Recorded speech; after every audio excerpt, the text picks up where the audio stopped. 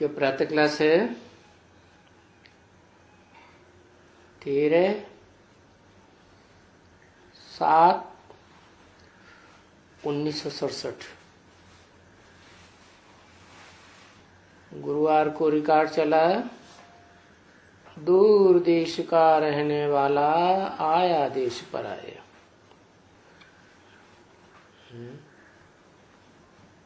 कौन सा दूर देश का रहने वाला?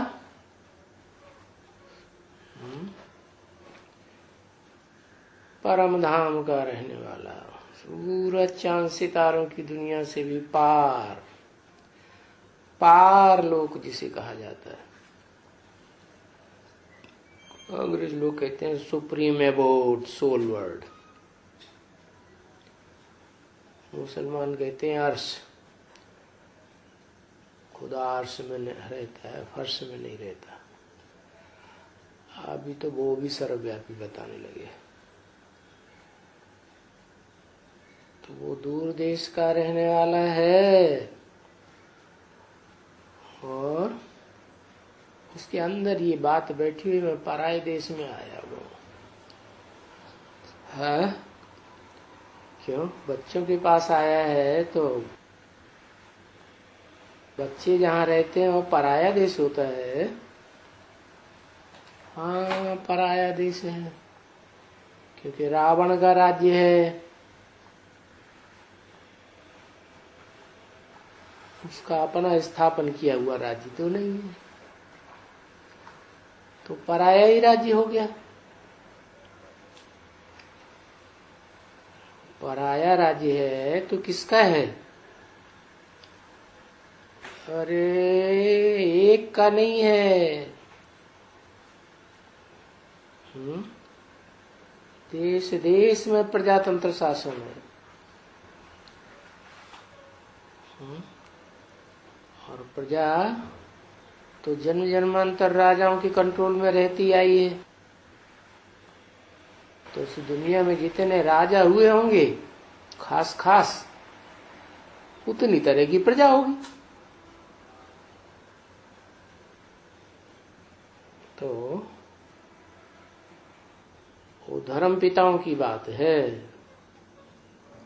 और वो धर्म पिताएं तो नंबरवार आते हैं परम धाम से, लेकिन वो तो कोई में प्रवेश करते हैं ना। तो जिसमें प्रवेश करते हैं उसका चेहरा संसार में प्रत्यक्ष होता है। वो आत्मा तो गुप्त रहती है। तो जिनका चेहरा प्रत्यक्ष होता है वो ही आत्माएं हैं जो सृष्टि के आदिकाल में जब सारे ब्रॉड ड्रामा की शूटिंग होती है तो उस समय वो नंबरवार ब्राह्मण बनते हैं। अपने अपने ग्रुप के फर्स्ट क्लास ब्राह्मण बनते हैं। तो सभी ग्रुप नंबरवार ही तो होंगे ना। तो उनके मुखिया भी नंबरवार हो जाते हैं। इसलिए बताया कि वो जो नई सृष्टि के आदि में सतयुग में टोटल मिला के 9 नारायण होते हैं। वही 9 नारायण हैं जिनमें ऊपर से आने वाली धर्म पिताओं की आत्माएं प्रवेश करती है। तो अव्वल नंबर आदि नारायण तो हो गया, मनुष्य सृष्टि का बीज रूप बाप, जिसे आदम एडम आदिनाथ आदिदेव कहते हैं। उसमें सुप्रीम सोल प्रवेश करता है, जिसके लिए मुसलमान लोग कहते हैं अल्लाह अव्वल दीन। सुप्रीम सोल को अल्लाह कहते हैं। वो ऊंचे ते ऊंच में प्रवेश करता है और ऊंचे ते ऊंचे धर्म पिता का पार्ट बजाता है। तो वो जो ऊंचे ऊंचे धर्म पिता है, मनुष्य सृष्टि का बाप आदम, गीता में उसका नाम अर्जुन दे दिया है। तो उसके शरीर रूपी रथ में शिव बाप प्रवेश करके जो अव्वल नंबर का धर्म स्थापन करते हैं, ऐसा धर्म तो कोई भी स्थापन नहीं कर सकता। क्या खासियत है?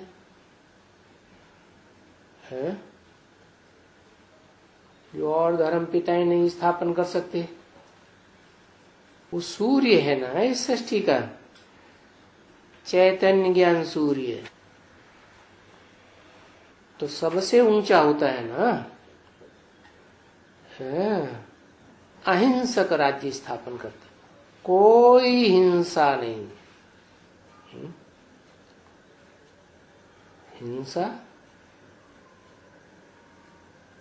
हिंसा क्या, तीर तलवार और हाथ पांव से ही हिंसा की जाती है।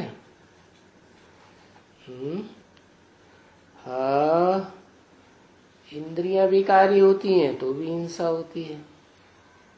और इंद्रियों में भी दो प्रकार की हैं, एक ज्ञान इंद्रिय और एक कर्म इंद्रिय। जो कर्म इंद्रियां हैं वो ज्यादा हिंसा करने वाली। ज्ञान इंद्रियों की हिंसा तो नहीं कहेंगे, क्योंकि नई सृष्टि स्थापन होती है उस सृष्टि में हिंसा तो नहीं होती है, लेकिन ज्ञान इंद्रियों का सुख तो भोगते हैं। सृष्टि की पैदाइश ही ज्ञान इंद्रियों की सुख से होती है। तो एक प्रकार से मर्ज रूप में हिंसा हो गई, इमर्ज नहीं है।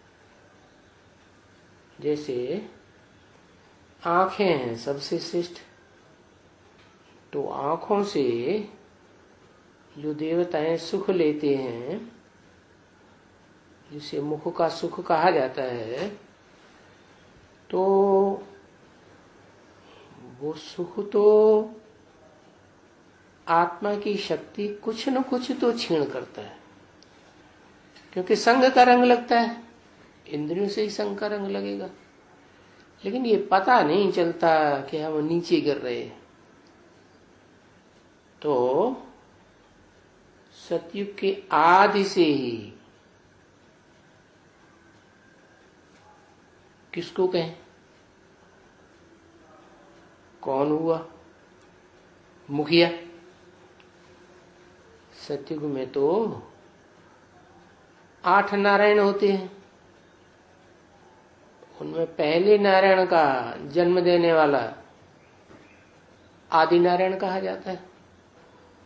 उस आदि नारायण में तो सुप्रीम सोल अल्लाह मियां प्रवेश करते हैं और अव्वल नंबर धर्म की स्थापना करते हैं, अल्लाह अव्वल दीन। तो पहला नंबर का धर्म तो वो हो गया। क्या उसमें इंद्रियों की जरूरत नहीं होती है? नहीं होती है। क्यों? कि वो तो सृष्टि मानसी सृष्टि है। जिसे कहते हैं ना, ब्रह्मा ने मनसा से मानसी सृष्टि पैदा की, तो उसमें पहले पहले 4 पुत्र पैदा हुए, सनत सनंदन सनातन सनंदन सनत कुमार। तो वो तो सृष्टि के आदिकाल की, शूटिंग काल की बात हुई कि 4 वो बीज रूप आत्माएं जन्म लेती हैं पहले पहले ब्रह्मा से। जो उस मनुष्य सृष्टि में 4 मुख्य धर्म हैं, देवता, इस्लामी, बौद्धि और क्रिश्चियन। चारों की जो धर्म पिताएं हैं वो भी नंबरवार है। लेकिन जो अव्वल नंबर धर्म पिता है, जिसे भारत में कहा जाता है शिव बाबा, ये दो नाम क्यों रख दिए? दो नाम इसलिए रख दिए कि भगवान सुप्रीम सोल बाप आकर के जो धर्म स्थापन करते हैं वो प्रवृत्ति मार्ग का धर्म स्थापन करते हैं, और उस प्रवृत्ति मार्ग की धर्म की चलन 2500 वर्ष की सृष्टि पर रहती है। माना आधा कल्प, उस आधे कल्प में वो आत्माएं जो नंबर बार नारायण बनती हैं या त्रेता युग में राम बनती हैं, तो वो जब द्वापर युग में उतरती है तो जिस नंबर के नारायण या राम बनते हैं उसी नंबर के कोई न कोई धर्म पिता हैं या मठ पंथाधीश उनमें प्रवेश करते रहते हैं। तो ये दूसरे दूसरे धर्म पिता हैं, उनका प्रवेश तो द्वापर युग से होता है, द्वैतवादी द्वापर युग से। लेकिन इससे पहले पहले पहले ब्राह्मणों के जो दो ग्रुप हैं, क्योंकि भारत में ऐसे मान्यता है कि ब्राह्मणों की 9 कुरियां होती हैं जो आस्तिक होती हैं, तो उनमें से 2 कुरियां ऐसी हैं जो प्रवृत्ति मार्ग की कम से कम आधा कल्प तक तो पक्की रहती है। फिर उनमें भी जब द्वैतवादी द्वापर युग शुरू होता है तो जो चंद्रवंश की कुछ आत्माएं हैं, सूर्यवंश से चंद्रवंश पैदा हुआ ना, तो जब तक आधा कल्प रहता है सत्युग त्रेता स्वर्ग, तो वहां तो वो फॉलो करती हैं क्या प्रवृत्ति मार्ग को। उसके बाद उसमें से चंद्रवंशियों का कुछ ज्यादा हिस्सा वो दूसरे धर्मों के प्रभाव में आ जाता है। तो वो हिस्सा कौन सा है चंद्रवंशियों का, जो कन्वर्ट ही नहीं होता। वो ही हिस्सा है जो चंद्रवंशी राधा कही जाती है और वो सूर्यवंशी कृष्ण का वर्ण करती है, क्योंकि कृष्ण को तो दिखाते हैं सृष्टि के आदि काल में जलमयी हुई तो पहला पहला बच्चा सतयुग में पैदा हुआ दिखाई पड़ा, पीपल के पत्ते पर कृष्ण आया। तो वही आत्मा है जिसे कृष्ण चंद्र कहा जाता है। चंद्र का मतलब यह है कि चंद्रमा जैसा पार्ट बजाने वाली है। संगम युग में भी वो ज्ञान चंद्रमा के रूप में पार्ट बजाती है। पुरुषार्थी जीवन में घटती बढ़ती कला का चंद्रमा रहता है। कभी कलाएं घटती हैं, कभी बढ़ती हैं, और जब पुरुषार्थ संपन्न हो जाता है तो संपूर्ण चंद्रमा जिसे कहते हैं पूर्ण मासी। तो संपूर्ण चंद्रमा जब बनता है तो उसके कुल में जो सबसे श्रेष्ठ ते श्रेष्ठ पवित्र आत्मा निकलती है वो कौन? परिवार है ना चंद्रवंशियों का, तो कोई आत्मा तो सबसे ज्यादा श्रेष्ठ होगी ना, पवित्र होगी ना। तो वो चंद्रवंश से राधा निकलती है, और जब राधा निकलती है तो उसके साथ साथ ढेर सारे गोप गोपियां निकल पड़ते हैं। उनकी संख्या बताते हैं कि 16,000। तो वो सब सूर्यवंशियों में कन्वर्ट हो जाते हैं। कन्वर्ट नहीं हो जाते, जैसे भारत में परंपरा चलती है कि शादी करते हैं तो कन्या पक्ष, जो कन्या जाती है पति के घर में, तो उसका कुल बदल दिया जाता है। बाप का कुल नहीं चलेगा, वो अपने पति का कुल बोलती है। तो ऐसे ही कन्या तो चंद्रवंशी की है और उसके साथ आने वाले सभी साथी चंद्रवंशी हैं, लेकिन सूर्यवंश में जाते ही वो सब सूर्यवंशी कहे जाते हैं। चाहे पत्नी हो तो भी सूर्यवंशी, बाप हो तो भी सूर्यवंशी, और बच्चे हो वो भी सूर्यवंशी। इसलिए जो संगम युगी कृष्ण है, शिव बाप का डायरेक्ट बच्चा, जिसे आदम कहें, मुकर्रर रथ कहें, तो वो आदम ही वास्तव में इस मनुष्य सृष्टि में आदि नारायण बनता है, और जो राधे चंद्रवंशी है वो आदि नारायणी। तो वो सतयुग की बात नहीं है,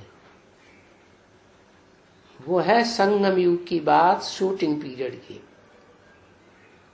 और वो ऐसी शूटिंग उन ग्रुप दोनों के द्वारा होती है प्रवृत्ति मार्ग की, कि वो आत्माएं कोई भी युग इस सृष्टि पर आ जाए, कोई भी धर्म पिताएं आ जाए, क्या कोई भी धर्म, कोई भी राज्य दुनिया में कितना भी बुलंद हो जाए, लेकिन वो आत्मा और उनकी प्रजा कभी कन्वर्ट होने वाली नहीं है। जैसे झाड़ में दिखाते हैं ना कि एक थुर होता है जो नीचे से लेकर ऊपर तक सीधा ही ऊपर जाता है, बाकी कुछ डालियां होती हैं जो दाईं ओर फैलती हैं, नीचे की ओर जाती हैं, कुछ डालियां होती हैं बाईं ओर फैलती हैं, वो नीचे की ओर जाती है। लेकिन ये ग्रुप ऐसा है, कौन सा? असल सूर्यवंशी। असल में जो चंद्रवंशी राधा है, पहले चंद्रवंशी थी, फिर तो पक्की सूर्यवंशी ही बन गई ना। तो वो ग्रुप जो है प्रवृत्ति मार्ग का पक्का रहता है इस षष्ठी रूपी रंगमंच पर सदाकाल। परंतु उसमें भी एक गड़बड़ी ये है कि वो दोनों आदि नारायणी हैं तो इस सृष्टि के माता पिता, लेकिन ज्ञान सूर्य शिव जब निराकार इस सृष्टि पर आते हैं, जो बोला दूर देश का रहने वाला आया देश पर आए, पराये देश में आए, तो उस समय तक जब आते हैं तो आने से पहले तो उनका प्रवृत्ति मार्ग पक्का रहता है, क्या? और आने के तुरंत बाद वो पक्कापन खत्म हो जाता है। क्या गड़बड़ी हो जाती है? कुछ कोई तो कारण बनता होगा,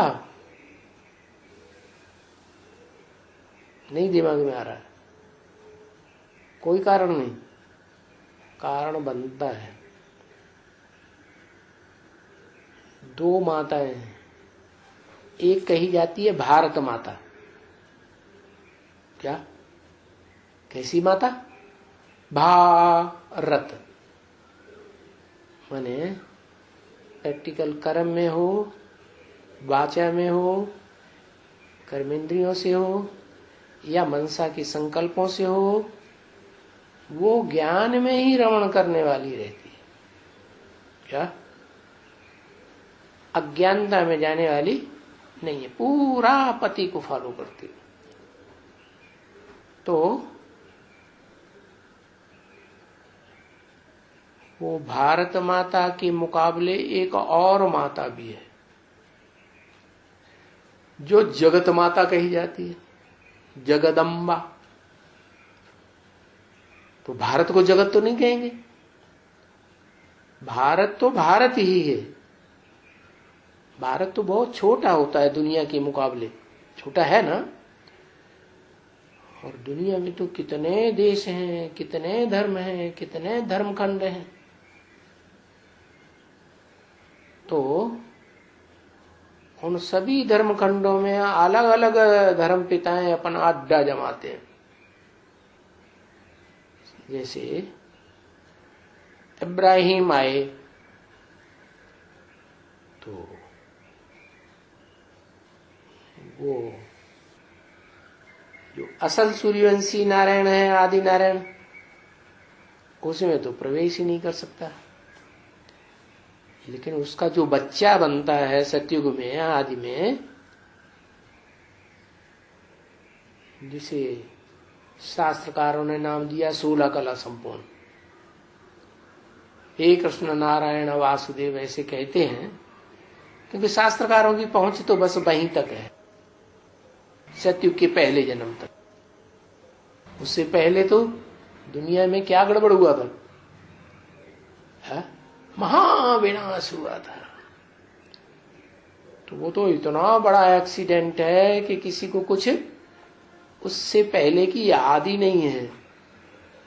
तो बहुत कुछ बुद्धि पहुंची ऋषि मुनियों की, तो सतयुग के आदि तक पहुंची।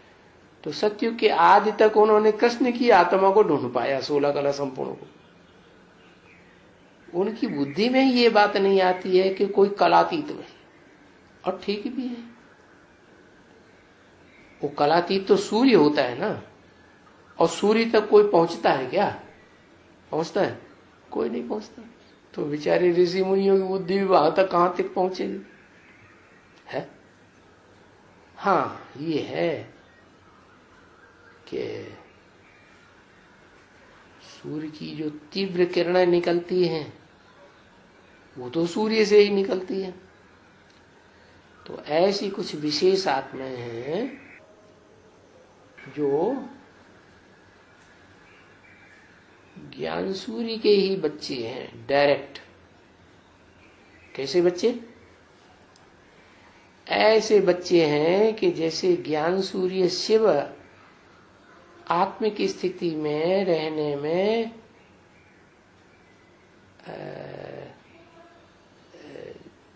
सहज लगता है, ऐसे ही जब उन बच्चों का पुरुषार्थ संपन्न होता है, क्योंकि पुरुषार्थ तो करना पड़ेगा। कलयुग के अंत में शिव बाप आते हैं, सुप्रीम सोल।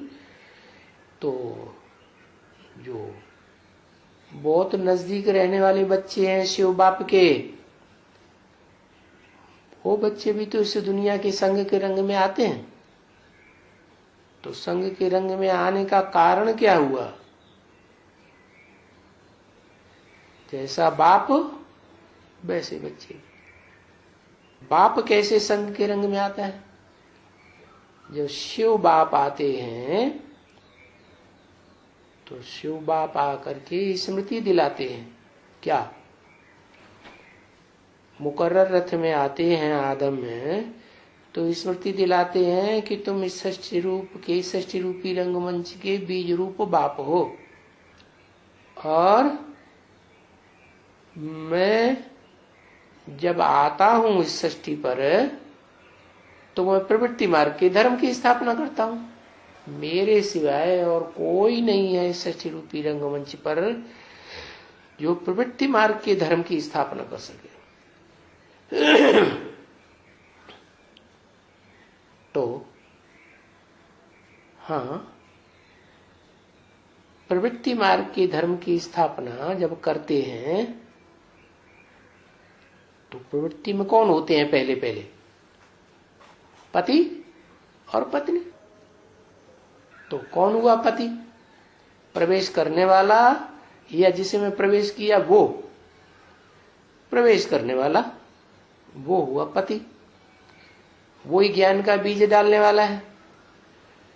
तो वो पति हुआ, तो जिसमें प्रवेश करता है उसका नाम देता है ब्रह्मा। क्योंकि उसे अपना काम कराना है तो नाम देना पड़े, जैसा काम वैसा नाम पड़ेगा। तो मनुष्य सृष्टि की पहली पहली माता हो गई। तो जो पहली पहली माता है वो माता है ना। आज दुनिया में माताओं की स्थिति क्या है? कोई भी घर की माता देख लो, कोई भी धर्म में जाके देख लो, माताओं की क्या स्थिति है? माताएं सदैव पति के कंट्रोल में रहती हैं, या शरीर छोड़ जाए तो भी पति की परंपराओं पर चलती हैं, या बच्चों के आधार पर चलने लग पड़ती है। बच्चों के आधार पर चलने लग पड़ती है। दुनिया में कहीं चले जाओ, माताओं की यही हालत है। माना कन्वर्ट होती है, आधीन हो जाती है। बाप तो बाप है, लेकिन बाप भी तो मां हुआ ना है। तो इस सृष्टि रूपी रंगमंच पर शूटिंग काल में भी उसकी बुद्धि में तो रहता है ये सारी दुनिया मेरा परिवार है, वसुधैव कुटुंबकम बनने वाला है। तो मोह आएगा कि नहीं आएगा? है शूटिंग पीरियड में तमो प्रधानता का भी शूटिंग, तो सतो प्रधानता की भी शूटिंग, रजो प्रधानता की भी शूटिंग, सतो सामान्य की भी शूटिंग। शूटिंग तो पूरे ड्रामा की होती है। तो जब तामसी स्टेज की शूटिंग होती है तो मोह सबको फैल जाता है। मोह सकल व्याधिन कर मूला। तो सृष्टि की जो पहली आत्मा है वो ही बच्चों के संग के रंग में आती है। तो इस सृष्टि रूपी रंगमंच पर कोई बचेगा जो संग के रंग में ना आए?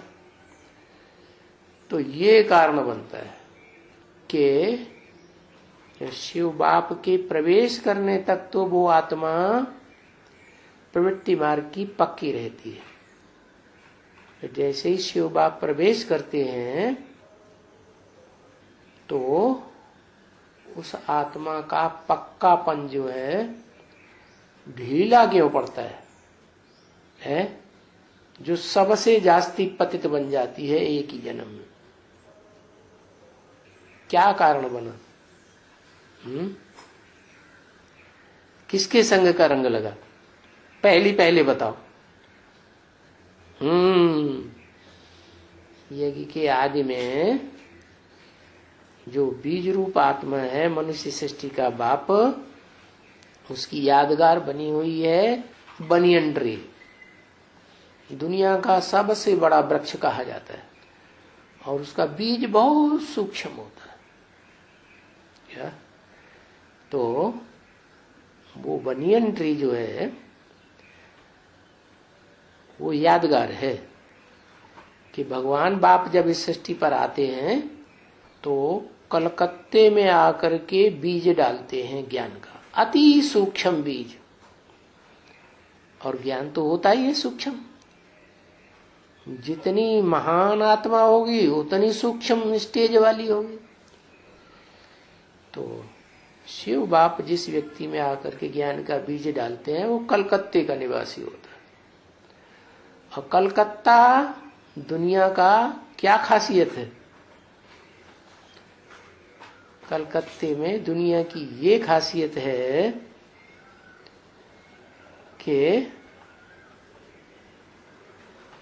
हाँ, बड़े से बड़ा वैश्यालय दुनिया का बनता है कलकत्ता। और कलकत्ते में ही जो देवियों में सबसे लास्ट पूजी जाने वाली देवी है महाकाली, उसकी पूजा होती है। वास्तव में वो ही जगदम्बा है। तो वो जगदम्बा वाली आत्मा चैतन्य जो है वो आखिरी जन्म में वो जो प्रजापिता आदम होता है उसकी धरौने वाली पत्नी बनती है। क्या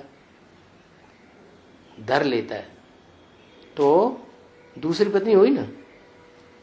अब दूसरी पत्नी होगी तो स्वभाव संस्कार में कुछ अंतर होगा या नहीं होगा है। और वो परमिशन से रखी गई होगी कि विदाउट परमिशन। प्रजापिता तो नियम कानून का पक्का है ना है। जब तक परमिशन न मिले पत्नी की तब तक दूसरी पत्नी घर में नहीं रख सकता कहीं। लेकिन शिव बाप की तो परंपरा डाली हुई है, मुरली में डायरेक्शन दिया हुआ है। क्या क्या डायरेक्शन दिया है कि पति अगर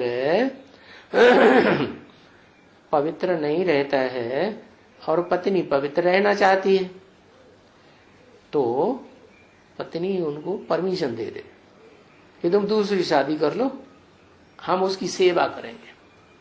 क्या जैसे माँ बच्ची की सेवा करती है ना, ऐसे हम सेवा करेंगे। तो यही हुआ। वो तो पहले से ही शादी हुई पड़ी थी और कलकत्ते में तो मकान बना के अलग से देते हैं दूसरी पत्नी को, तीसरी पत्नी को। वो घर में ही रखा। लेकिन तो शिव बाप ने प्रवेश किया तो सत्संग शुरू हुआ। सत्संग शुरू हुआ तो उसमें ये तो लास्ट जन्म था ना, तो लास्ट जन्म में जो अव्वल नंबर षष्ठी रूपी रंगमंच की आत्मा होगी वो संपन्न स्टेज में सबसे जास्ती आकर्षण मूर्त होगी या साधारण होगी या लोअर कैटेगरी की होगी। टॉप मोस्ट जो बाबा ने बोला कि इतना श्याम काला भुजंग और इतना सुंदर इस षष्ठी रूपी रंगमंच पर कोई हो ही नहीं सकता जितना जितना किसका पार्ट है, शिव बाप जिसमें प्रवेश करते हैं उसका पार्ट। तो वो तो ठीक है। भक्ति मार्ग वाले गुरुओं ने कृष्ण का नाम डाल दिया। कृष्ण का नाम होता है आकर्षण मूर्त, अर्थ होता है। लेकिन वो वास्तव में कृष्ण की बात नहीं है, वो बात है सुप्रीम सोल शिव की। क्योंकि कृष्ण से तो आकर्षित विदेशी धर्म वाले होते ही नहीं। इब्राहिम, बुद्ध, क्राइस्ट या उनके जो मददगार धर्म पिताएं हैं वो आकर्षित होते हैं कृष्ण से? बिल्कुल नहीं होते। लेकिन सुप्रीम सोल है शिव जिसमें प्रवेश करके प्रैक्टिकल पार्ट बजाता है, वही स्वरूप ऐसा है जो संसार का सबसे अव्वल नंबर आकर्षण मूर्त बनता है सृष्टि के विनाश काल से पहले ही। इसलिए सृष्टि की सारी आत्माएं उस ओर आकर्षित हो जाती है और उसी की याद में शरीर छोड़ देती है। तो पहले जन्म में जो सबसे श्रेष्ठ ते श्रेष्ठ, ऊंच ते ऊंच आकर्षण मूर्त होगा तो अंतिम जन्म में सबसे जास्ती नीचे भी गिरेगा। तो उतना आकर्षक चेहरा नहीं होता है अंतिम जन्म में। किसका?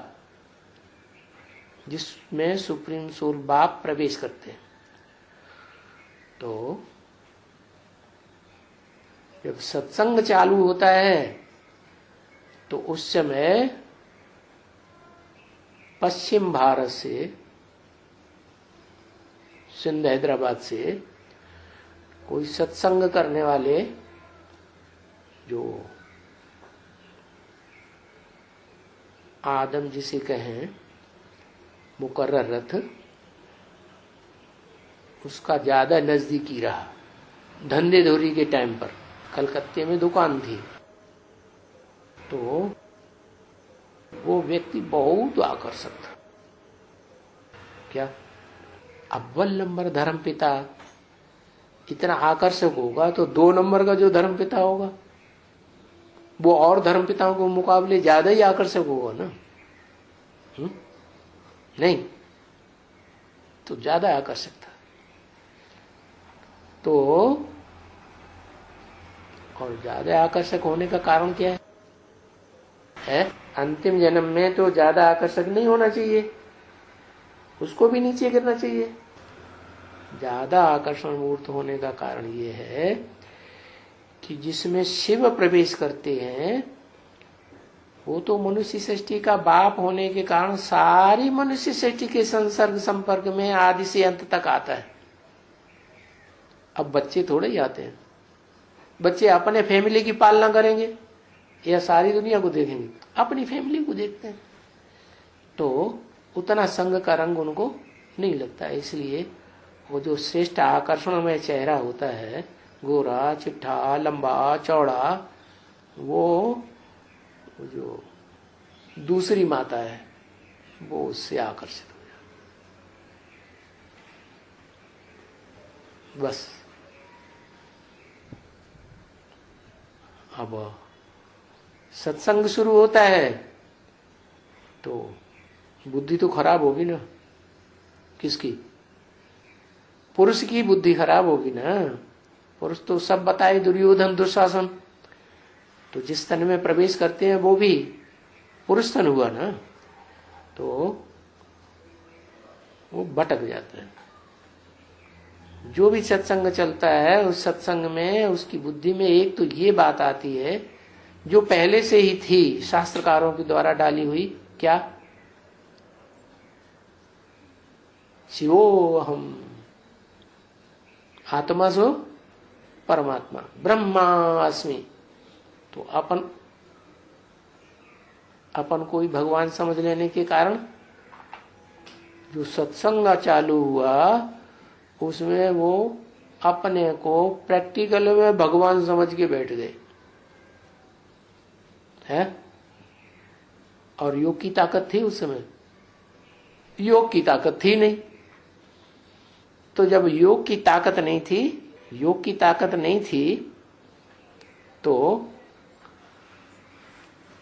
आत्मा का पतन होगा या उत्थान होगा? पतन होना शुरू हो गया। और पहले तो 2 ही पत्नियां थी, फिर सत्संग में ढेर की ढेर आ गई। सिंध हैदराबाद से भी ढेर के ढेर आ गए। दादा लेखराज जिस संगठन में थे वो सारे के सारे आना जाना लगा ही रहा। फिर बाद में भले ट्रांसफर हो गए सिंध हैदराबादी, लेकिन वो जो सत्संग था उस सत्संग में वो एक व्यक्ति के द्वारा करप्शन फैला गया। क्या करप्शन कहेंगे कि नहीं? क्यों? उसमें तो सुप्रीम सोल आता था। करप्शन क्यों आता था? लेकिन उन्हें पता थोड़ा ही था क्या कि मेरे अंदर सुप्रीम सोल ने प्रवेश किया है। वो तो ये समझते थे कि मैं ज्यादा शास्त्रकार हूँ, शास्त्र पढ़े लिखे हैं तो मैं ज्यादा होशियार हूँ। उस होशियारी के आधार पर उन्होंने दादा लेखराज के साक्षात्कारों का क्लैरिफिकेशन दे दिया। तो जो ओम मंडली में जबरदस्त व्यभिचार चला है एक व्यक्ति के द्वारा, तो वो आत्मा सबसे नीचे गिर गई उसी समय। और हाँ, क्या दोष ये है कि शुरुआत कहां से हुई ये पतन की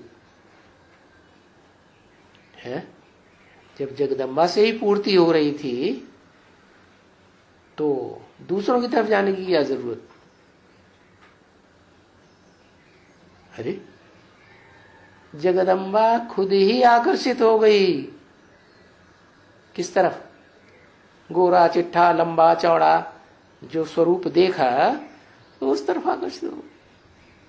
तो जो भटक जाएगा ना, है? भटक गया तो भटकते भटकते जो भी 300-400 का संगठन था, उसमें ज्यादातर कन्याएं माताएं थी, उनके साथ भटकता ही रहा। वो फाउंडेशन ही गलत पड़ गया। कैसा? योगी का या भोगी का है? कैसा फाउंडेशन पड़ा? भोगी का पड़ा। तो दुनिया का सबसे जास्ती भोगी हो गया फाउंडेशन में।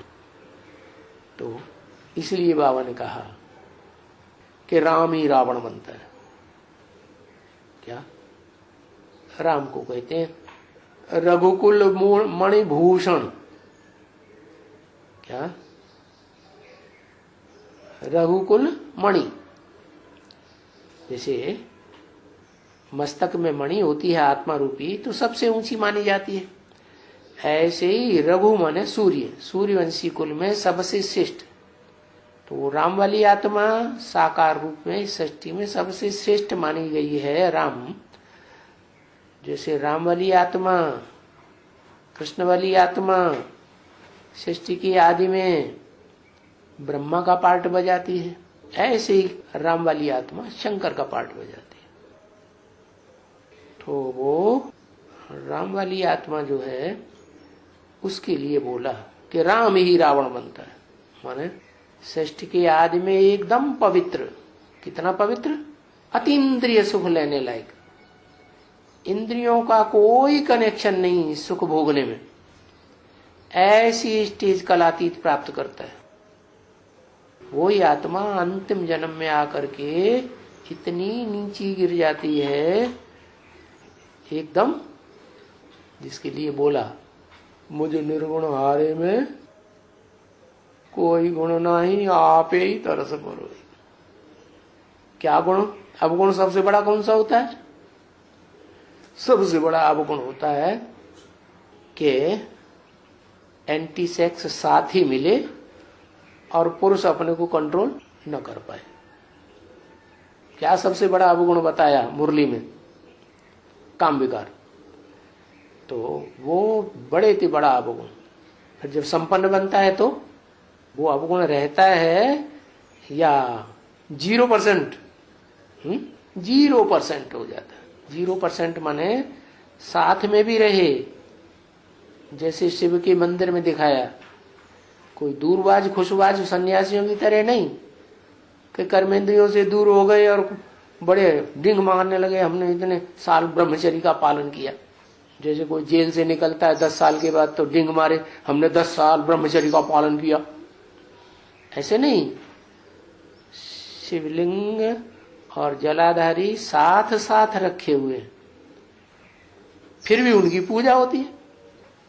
तो पूजा पवित्र की होती है या पवित्र की होती है? पवित्र की होती है। उसका मतलब है कि भले साथ हैं कर्मेंद्रियों से, कर्मेंद्रियों में भी जो सबसे जास्ती कंट्रोल से बाहर होने वाली इंद्रिय है काम इंद्रिय, उससे भी कनेक्शन में है, फिर भी मन बुद्धि से उपराम। न इंद्रियों की स्मृति, न इंद्रियों के सुखों की स्मृति, न देहधारी की स्मृति। किसकी स्मृति? एक शिव निराकार ज्योति बिंदु और मैं आत्मा, बस। तो ऐसी पतित बन जाती है। अब ऐसी पतित आत्मा है तो उसे क्या कहेंगे? पत्थर बुद्धि या पारस बुद्धि है? पत्थर ही है। क्योंकि बाप तो रोज ही मुरली में समझाते रहते हैं, क्या? अमृत छोड़ बिख काहे को खावे। इतनी बढ़िया चीज मिली है, भगवान दे रहा है ऊंची से ऊंची चीज, तो प्रैक्टिकल जीवन में वो ही धारण करना चाहिए, लेकिन नहीं कर पाता। तो इसलिए बताया कि वो अव्वल नंबर जो आत्मा होती है सृष्टि की आदि में, सतयुग आदि से भी पहले, वही आत्मा कलयुग के अंत में अंतिम जन्म में सबसे नीचे गिर जाती। सबसे नीचे गिरी तो जो नीचे से नीचे धर्म पिताएं आते हैं, नास्तिक से नास्तिक उन्हें धर्म पिताएं कहें भी नहीं, क्योंकि धर्म तो मानते ही नहीं, वो तो अधर्मी है, तो उनको भी फॉलो करने लग पड़े। इसलिए बोला राम ही रावण बनता है। सब धर्म पिताओं को जो भी आए उनको भारतवासियों ने अपना लिया, और अपना ही नहीं लिया, उनके संग के रंग में अच्छी तरह से आने लगे। इसलिए भारत को मातृ देश कहा जाता है। क्या? माता का देश। यहाँ जो भी है भारतवासी 33 करोड़ माने जाते हैं, वो सारी की सारी भारतवासी आत्माएं 33 करोड़ जो देवी देवता सनातन धर्म की कहें, वो सारी की सारी माताएं हैं। माताएं कैसी? जो भी ऊपर से धर्म पिताएं वाली आत्माएं आती हैं द्वापर युग से, वो उन्हीं में प्रवेश करती है, उन्हीं को आधार बनाती है। जैसे पति पत्नी को आधार बनाता है सृष्टि पैदा करने के लिए, तो पराया देश बताया। दूर देश का रहने वाला आया देश पराया। अरे जिसमें आए वो पराया है, हा? पराया है कि तुम्हारा अपना है? आए क्यों तुम? है? क्यों आए जब तुम्हारा अपना नहीं है? हाँ, क्या मजबूरी है? मजबूरी ये है कि इस सृष्टि रूपी रंगमंच पर उनके आने से पहले तक, सुप्रीम सोल के आने से पहले तक, अगर कोई श्रेष्ठ से श्रेष्ठ पार्ट बजाने वाली आत्मा थी तो वो ही थी। फिर अज्ञानता के कारण अपने स्वरूप को न पहचान के और आत्मा के बाप की पहचान न होने के कारण अत्यंत भोगी बन जाती है। तब तक के लिए जब तक के आत्मा का पूरा ज्ञान न हो। कितना पूरा ज्ञान है? आत्मा का पूरा ज्ञान क्या है? आत्मा का पूरा ज्ञान है कि आत्मा रंगमंच पर सृष्टि पर पार्ट बजाने वाली है।